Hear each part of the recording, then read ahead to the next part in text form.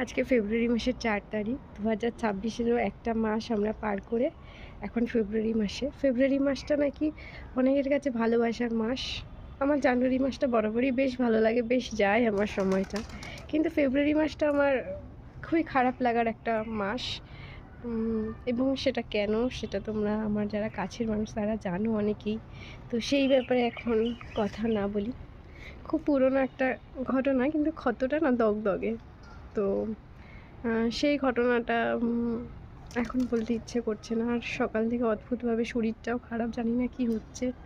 আমার এরকম শরীর খারাপ হলে এখন খুব ভয় লাগে, কারণ মিষ্টি পাখিকে সামলানো, শরীর খারাপ হলে একটু টাফ হয়ে যায়, আমি একটু বেশি রিঅ্যাক্ট করে ফেলি।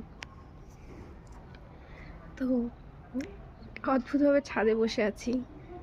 তো এখন একটা জিনিস দেখলাম এই মুহূর্তে, যেটা তোমাদের সাথে শেয়ার করি, আশা করি তোমাদের দেখে ভালো লাগবে।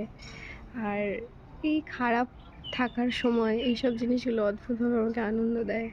তো ভাবলাম চলো তোমাদের সাথে বেশ অনেক দিন হয়ে গেছে গাছগুলোর একদমই যত্ন করা হচ্ছে না, সময় পাচ্ছি না। তো গাছগুলো খুবই রুক্ষ সূক্ষ্ম অবস্থা। এই যে দেখো, আমার এই গাছটায় বিগত 2 বছর ধরে কোনো ফুল হয়নি, এই বোগেনভেলিয়াটা।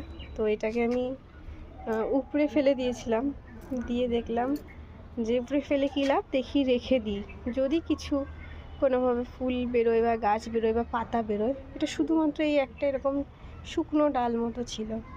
তো আস্তে আস্তে সেটাতে পাতায় হলো।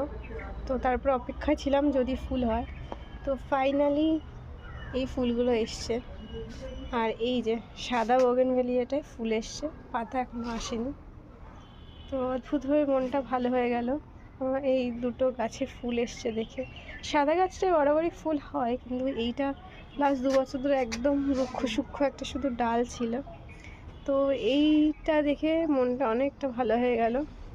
তো এই মাসের যে খারাপ লাগা সেটা আমার হয়তো যাবে না, কিন্তু এই মাসে এই ছোটো ছোটো জিনিসগুলো আমি অবজার্ভ করছি এবং এগুলো দেখে বেশ ভালো লাগছে। তো তোমাদের জন্য একটাই কথা আমার বলার, মানে কোনো মোটিভেশন কিছু নয় এটা। খারাপ লাগা তো থাকবেই, তার মধ্যে তোমায় কোন জিনিসগুলো একটুখানি শান্তি দিচ্ছে, একটু ভালো লাগা দিচ্ছে, সেগুলো খুঁজে নিলেই জীবনটা একটু সহজ হবে। তো দেখো, তোমাদের সাথে শেয়ার করলাম।